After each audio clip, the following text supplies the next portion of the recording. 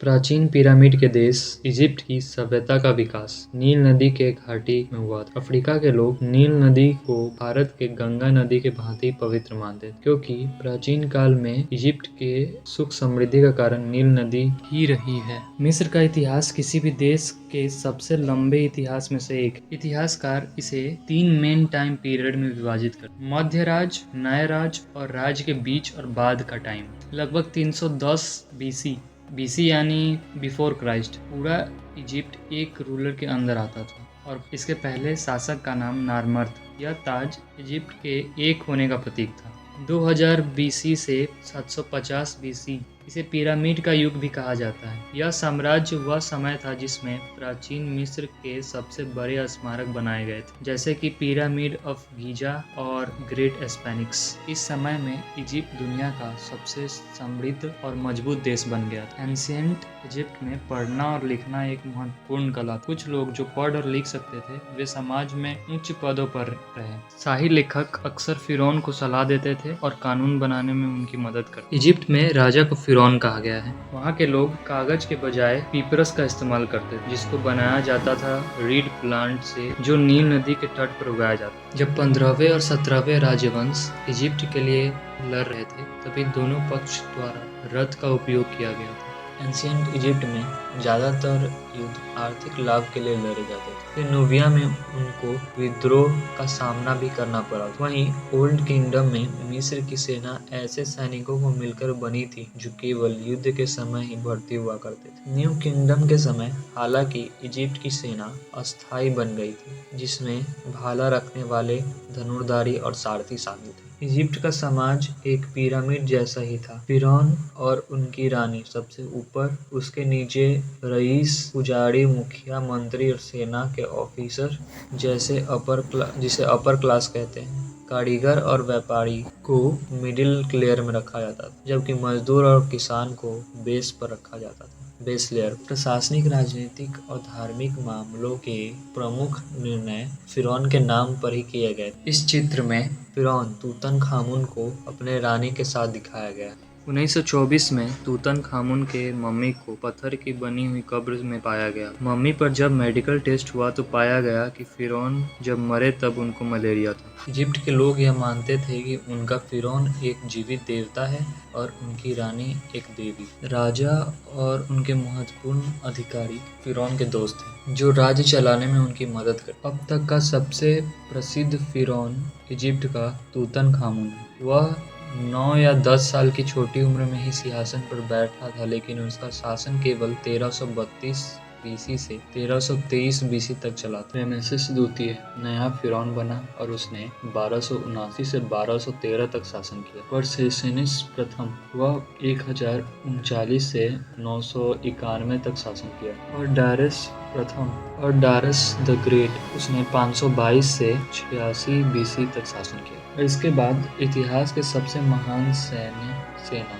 के नेता में से एक अलेक्जेंडर द ग्रेट 21 साल की उम्र में पर्शियन अम्पायर को हराकर इजिप्ट आया और वह 332 से 323 बीसी तक फिरौन रहा था। क्लेओपेट्रिया शासन करने वाली कुछ महिला में से एक, जिसने पूरे इजिप्ट पर शासन किया। क्लेओपेट्रिया कई कदम उठाए थे रोम के खिलाफ अपने राज्य को बचाने के लिए। उसने इजिप्ट के इकोनॉमी को मजबूत करने के लिए इंडिया तक व्यापार फैलाया था। प्राचीन इजिप्ट के लिए मृत्यु केवल एक नया जीवन का शुरुआत था। उन्होंने अपने मृतकों के लिए विशाल मकबरे बनवाए जो खजानों से भरे हुए थे, ताकि वो मरने के बाद उसका उपयोग कर सके, जिसमें सबसे प्रसिद्ध मकबरा पिरामिड है। ओल्ड किंगडम के दौरान फिरौन ने विशाल मकबरे बनाए जिसे पिरामिड कहा जाता है। पिरामिड को बनाने के लिए 20,000 श्रमिक को 20 साल तक काम करना पड़ता था। पिरामिड को बनाने के लिए पिरामिड के साइड को 52 से 53 डिग्री तक काटा जाता था और उसकी पत्थरों को उसी साइज में काटा जाता था। इजिप्शियन बिल्डर्स ट्रायंगल का उपयोग करते थे एंगल को मापने के लिए, क्यूब रोड को उपयोग करते थे लेंथ को मापने के लिए। इजिप्ट में 100 से भी ज़्यादा पिरामिड बनाए गए हैं, जिसमें सबसे बड़ा pyramid great pyramid of Giza है, जिसको बनाने में 20 साल का समय लगा था। लगभग 23 लाख लाइमस्टोन के ब्लॉक का यूज किया गया था बनाने। प्रत्येक ब्लॉक का भार लगभग 2.75 ton. The great pyramid of Giza दुनिया का सबसे बड़ा पत्थर से बना मकबरा है। यह 4082 फीट लंबा और वजन लगभग 7.5 million ton. The red pyramid एक ऐसा पिरामिड था जो फिरौन सेनेट्यूर के द्वारा बनाया गया था। यह सबसे पहला पिरामिड था जो इजिप्ट में बनाया गया था और इसका लंबाई लगभग 344 फीट। पिरामिड के अलावा नए किंगडम के फिरौन ने दफन करने के लिए अंडरग्राउंड कब्रों को चुना, जिनको पहाड़ के अंदर तक काट कर बनाया गया था। सबसे ज्यादा कब्रों को थेब्स के पास पाया गया।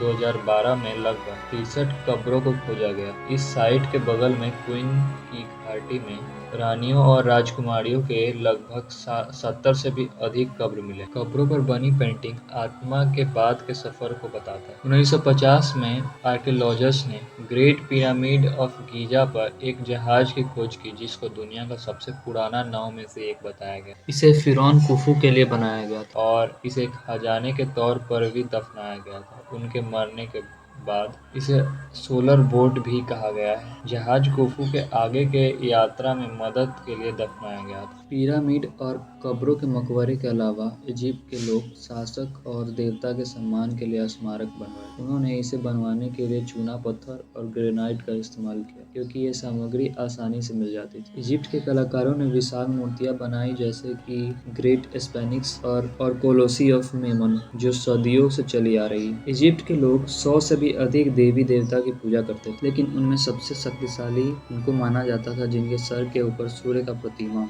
मंदिर को भगवान का घर कहा गया है और जो पुजारी वहाँ रहते थे उन्हें भगवान के सेवक के रूप में जाना जाता था। इजिप्ट के लोग पुनर्जन्म में विश्वास रखते थे और शरीर को मम्मी के रूप में सुरक्षित रखते थे ताकि वो फिर से उसे जिंदा कर सके। वे लोग पुनर्जन्म से पहले आत्मा के सफर को डॉल्ट कहते थे। इजिप्ट में मंदिरों को बहुत भव्य बनाया गया। इसे बनाने के लिए बड़े बड़े पत्थर और प्रत्येक पंक्तियों को धार्मिक चित्र बनाने के लिए प्रत्येक पंक्तियों को खोदा गया था। मंदिरों को भगवान का घर माना गया था, इसलिए आम आदमी मंदिर में नहीं जा सकता, केवल पुजारी को मंदिर में जाने की इजाजत। एंशिएंट इजिप्ट के लोग मिट्टी के बने घर में रहते थे और खेती करते थे या कपड़ों का काम करते थे और पट्टे का खेल खेलना पसंद करते थे। पशुपालन और खेती से लोगों को काफी भोजन मिल जाता था, इसलिए लोग शिकार सिर्फ मनोरंजन के लिए करते थे। वहाँ पर केवल शिकार को खेल के रूप में किया जाता था। इजिप्ट के लोग जंगली सांड, हिरन, शेर, मगरमच्छ और दरियाई घोड़े का शिकार करते थे। वहीं मछली पकड़ना